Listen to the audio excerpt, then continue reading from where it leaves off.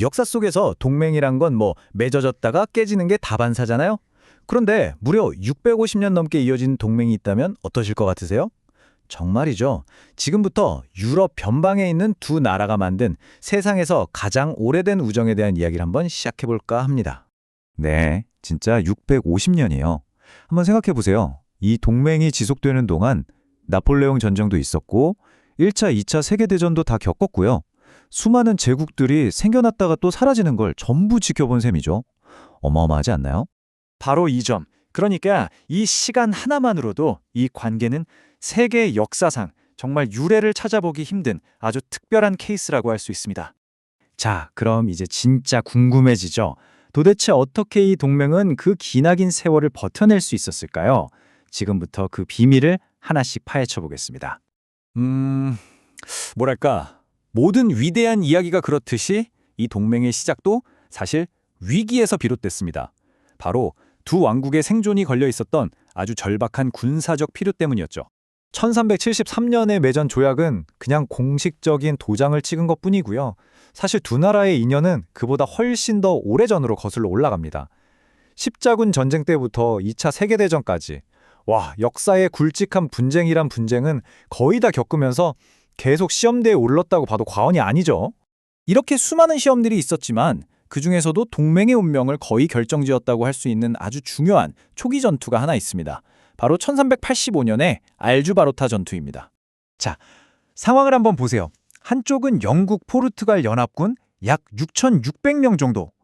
그런데 상대편은요, 2만 명에 달하는 프랑스 카스티아 대군이었습니다. 이건 뭐 말 그대로 계란으로 바위치기였죠. 단순 계산만 해도 3대 1이 넘는 수적 열세. 누가 봐도 이건 뭐 승산이 없어 보였죠. 하지만 이들에게는 비밀병기가 있었습니다. 바로 지형을 아주 기가 막히게 이용한 전술이었어요.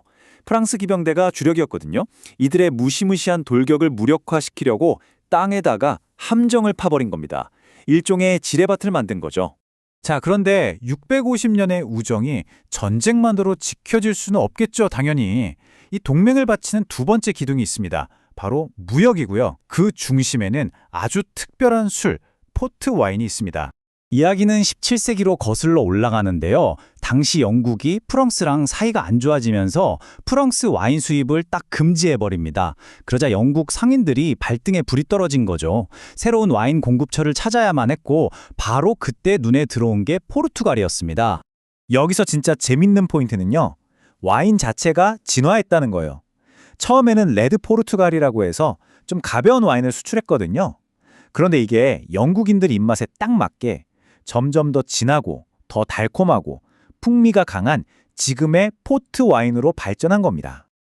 그 비결이 바로 주정 강화라는 기술인데요. 쉽게 말해서 와인이 발효되는 중간에 브랜디 같은 도수 높은 술을 확 부어버리는 거예요. 그러면 발효가 멈추면서 단맛은 남고 도수는 올라가죠. 이게 또 좋은 게 영국까지 배 타고 가는 그 긴 시간 동안 와인이 상하지 않게 해줬다는 겁니다. 자, 군사동맹 그리고 무역관계 이 두 가지도 중요하지만 이 동맹을 정말 특별하게 만든 건 바로 사람들의 이야기입니다. 개인과 개인의 유대가 역사를 바꾼 거죠. 가장 대표적인 인물 바로 브라간사의 캐서린을 빼놓을 수 없죠. 영국의 찰스 2세와 결혼한 이 포르투갈 공주가 영국에 가져온 선물은요, 정말 상상 이상이었습니다. 그녀가 결혼 지참금으로 가져온 것 중에는요, 훗날 대영 제국이 인도를 지배하는 발판이 되었던 봄베이라는 땅도 있었고요. 그리고 지금은 영국의 상징이 된 차 마시는 습관도 바로 그녀가 가져온 거였습니다. 정말 대단하죠? 자, 시간은 흘러서 나폴레옹 전쟁 시대로 가볼게요.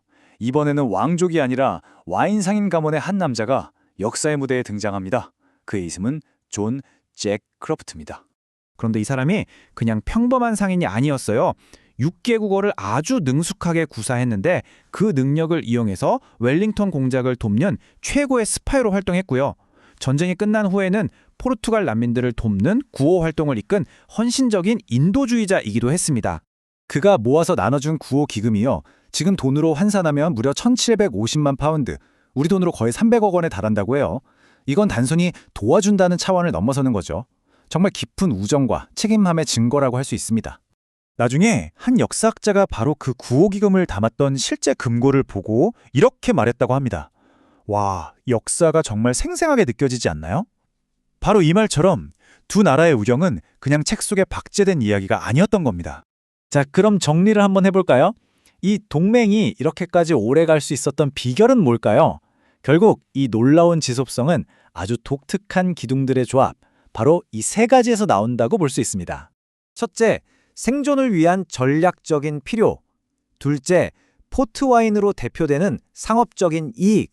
그리고 마지막으로 캐서린 여왕이나 잭 크로프트 같은 인물들이 만들어낸 아주 개인적이고 문화적인 유대.